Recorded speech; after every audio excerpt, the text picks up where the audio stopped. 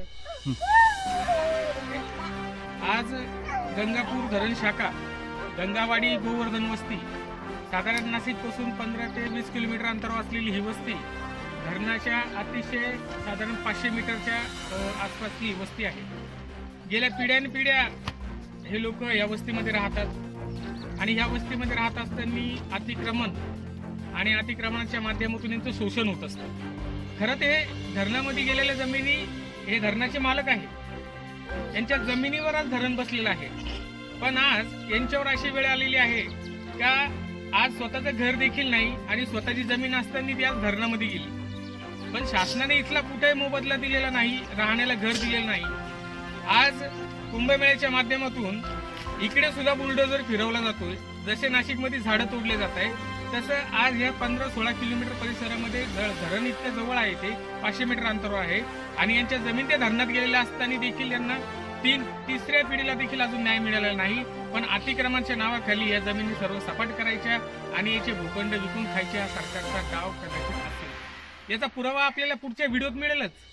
पण आज आपण या घरांची परिस्थिती बघू, खरंच हे अतिक्रमण असू शकतं का?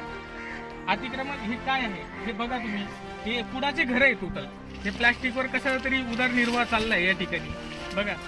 आणि हे सगळे धरणाचे मालक यांच्या जमिनी धरणामध्ये गेलेल्या आणि ह्या मालकांची घरं बघा. ही परिस्थिती बघा. आणि या भिंती सुद्धा आपल्याला म्हणता नाही येणार. या भिंती नाहीच आहे, हा कूड आहे. जो हा कूड आपण वनस्पतीपासून एखाद्या घेत असतो आणि ही माती आहे. हे अतिक्रमण काढण्यासाठी सरकारने यांना नोटीस दिलेली आहे. हे अतिक्रमण वास्तविक पाहता ह्या अतिक्रमणाची नोटीस कच्चे बांधकाम, पक्के बांधकाम हे तरी दाखवायला पाहिजे होतं. ह्या आदिवासी गरीब आदिवासींच्या मागे लागून काय मिळणार? एक तर धरणामध्ये जमिनी गेल्यापासून उपासणारीची वेळ ही तिसरी वेळ आहे. आज आपण या ताईंना विचारूया का यांची नेमकं मागणी आहे सरकारकडे आणि नेमकं अतिक्रमणांचं कसं उठवलं जात आहे, नेमकं काय प्रकार आहे. आज ताईंच्या माध्यमातून आपण बघणार आहे. ताई सांगा नेमकं काय बोलायचंय तुम्हाला? काय नाही, आता आम्हाला नोटीस आले, त्याच्यानंतर मग नोटीस आले तर मग आम्हाला घरं द्यावा, जागा द्यावा. आमची जागा बंधाऱ्यात गेली. मग समजा उठवल्यानंतर आम्ही जाणार कुठं, राहणार कुठं, कामधंदा करणार कुठं? 10-5 रुपयाची मजुरी करतो, राहतो इथं. दर 12 वर्षाला कुंभमेळा येतो, दर 12 वर्षाला नोटीस येतो. याचा काहीतरी पर्याय काढाल का नाही तुम्ही? प्रत्येक 12 वर्षाला नोटीस आलं तर गरिबांनी जगायचं कसं? जायचं कुठे? हे खोपड्या घेऊन जायचं कुठं? काय करायचं या खोप्यांना? उद्या जर कुठे खोपे उचलते आम्ही पुढे जायचं, रस्त्यावर जायचं का? प्रत्येक वेळेस रस्त्यावर जायचं का?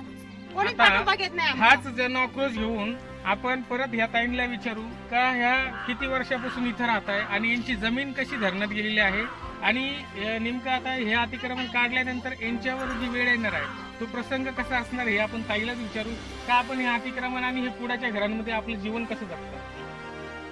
तसं म्हणलं तर आमची आता ही तिसरी पिढी झाली तर आम्ही म्हणजे आम्हाला जर उठून दिलं तर आम्ही खूप रस्त्यावर येणार आहे. आमचे लेकरं बाळ घेऊन आम्ही कुठं, एक तर थंडीचा दिवस आहे, आम्ही कुठं जाणार आहे? त्यांनी जर आमचे घर उठवले तर आमचे जे बंधाऱ्यामध्ये शेती गेली तर त्याने आम्हाला उपसा करून घ्यावा.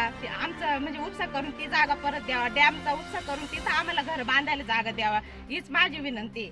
ह्या लहान मुलाकडे बघूया आपण. याचं बघा, आज हा हे आहे इकडे आणि आज हा इकडचा परिसर बघा पूर्ण जंगलाने रानाने वेढलेला आहे. इथे कधी साप येऊ शकतो, कधी बिबट्या येऊ शकतो, कधी काय येऊ शकतं हे कधी सांगता नाही येणार. वेळ प्रसंग हा फार वाईट असतो. पण इथलं अतिक्रमण काढण्याचा अट्टहास अजून पण लक्षात आलेला नाही. आणि हे जे घरं आहे हे घरं कोणत्याही प्रकारचे पक्के नाही आहे. हे घरं बघा, इथं बुलडोजर आणण्याची गरजच नाही. या भिंतीवर जर कधी एक लात मारली तर ही आरामात पडून जाईल ही भिंत. त्याच्यानंतर हा पूर्ण परिसर बघा. आपण या परिसरामध्ये नैसर्गिक साधन संपत्ती बघू शकतो पण इथे माणुसकी शिल्लक उरलेली नाही. प्रशासनाने यांना जमिनी दिल्या नाही किंवा प्रशासनाने कोणत्याही प्रकारचा अजून दाद दिलेली नाही. उलटा अधिकाऱ्यांकडून इथे आरेरावी होते. इथले उपअभियंत्यांना काल भेटायला गेलो, अक्षरशः या लोकांना ते भेटलेले नाही. काय परिस्थिती आहे हे जे विचारलं उत्तर द्यायला तयार नाही. जमीन अधिग्रहण झाली यांची तर ही पण मागणी होती का तुम्ही आमच्या धरणात गेलेल्या जमिनी हे आम्हाला परत करा आणि तुमचं अतिक्रमण आम्ही खाली करतो. हे कोणत्याही मालकी हक्कामध्ये नाही. सरकारने जमीन घेतली आणि सरकारी जमिनीवर हे राहत आहे. आता हा न्याय निवाडा कसा होणार? एकतर्फे सरकारने यांच्या दीड 2 एकर जमीन धरणात घातल्या आणि इथं फक्त खोपडी बांधून राहत आहे. आज ही तिसरी पिढी चालली, पण तिसरी पिढीला सुद्धा घर मजबूत बांधता आलेलं नाही. ही यांची हालापेष्ट आहे. दरवर्षी दर महिन्याला काय असेल ते करून आणि हे लोक आज जगताय, यांची उदरनिर्वाह चालतोय. पण जसं जसं अतिक्रमण येतात तसं तसे यांची घरं तोडले जातात. यांच्या बाजूने लढायला कोणी तयार नाहीये. पण आज यांना न्याय मिळण्यासाठी आपल्याला सर्वांना प्रयत्न करावा लागेल. तसेच हे बाबा बघा, हे बाबांना देखील आपल्याला विचारायचं आहे आज का बाबा तुमची किती पिढी चालू आहे इथे आणि तुमची किती जमीन धरणात गेलेली आहे? आमची तिसरी पिढी चालू आहे आणि त्याच्यानंतर ह्या धरणात जमीन घ्यायच्या नंतर धरण झाल्यावर आमच्याला त्यांनी जमीन दिली कशी का तुम्ही शेतसारा भरायचा आणि ही जमीन कसून खायची आणि तसंच चालू आहे. दुसरं काय त्याच्यात आम्हाला हे 3 पिढ्यापासून नोटीस येत राहत्या. 7 ते आता तर तिसरं नोटीस येईल. 2 आली. किती वेळा तुमचे घरं तोडली प्रशासनाने? 2 वेळेस. 2 वेळेस घरं हो. तोडली आणि परत त्यांनी ते निघून गेलं का तुम्ही परत बांधता? हो. आता बघू शकतो आपण इकडे जे हे घर आहे हे कुठे मजबूत दिसत आहे आपल्याला. हे घर बघा आणि हे घरांची पद्धत पण बघून घ्या. या ठिकाणी कसे घर आहे, इथं रस्ता सुद्धा नाहीये. इथं लाईटची सोय तर माझ्या मते नसणार. लाईट आहे का इथे? लाईट इथे देखील नाहीये. आणि आज पण नाशिक पासून साधारण 15 किलोमीटरचा हा परिसर असेल अंदाजे सांगतो, किलोमीटर मध्ये माहित नाही. पण नाशिक सिटी जशी आज हायटेक व्हायला लागली आहे, पण नाशिक सिटीचा काही भाग आहे जिथे अजून पण लाईट पोचलेली नाहीये. ह्या वस्तीवर लाईट नाही आहे आणि यांना इथून उठून द्यायचं आणि इथून उठवल्यानंतर ह्या जमिनी लाटायच्या, यांचं भूसंपादन करायचं आणि भूसंपादन करून इथं वेगळं डेव्हलपमेंट करायचं. बोटिंग क्लब उभारायचे, मोठे मोठे क्लब उभारायचे. पण यांच्या जमिनी ज्या धरणात गेल्या यांना न्याय कोण देणार? हा देखील मोठा प्रश्न या ठिकाणी उद्भवतो. दर 12 वर्षांनी घरं तोडले जातात कुंभमेळ्याच्या नावाखाली आणि दर 12 वर्षाला जमिनी विकून खाल्ल्या जातात. आज मोठे मोठे रिसॉर्ट पार्ट 2 मध्ये आपण दाखवणार आहे की मोठे मोठे रिसॉर्ट कसे उभे राहिले, अगदी धरणाच्या जवळ असलेले रिसॉर्ट कसे उभे राहिले आणि तिथला मूळ मालक कसा बाहेर काढून दिला गेला, त्याच्या विरुद्ध कसं षडयंत्र केलं गेलं. आपण हे पुढच्या गंगापूर धरणाच्या पार्ट 2 मध्ये बघणार आहे आणि पार्ट 3 मध्ये असणार आहे आळंदी डॅम. आळंदी डॅमची देखील हीच परिस्थिती झाली आहे. आज त्यांना रात्रभर झोप नाही.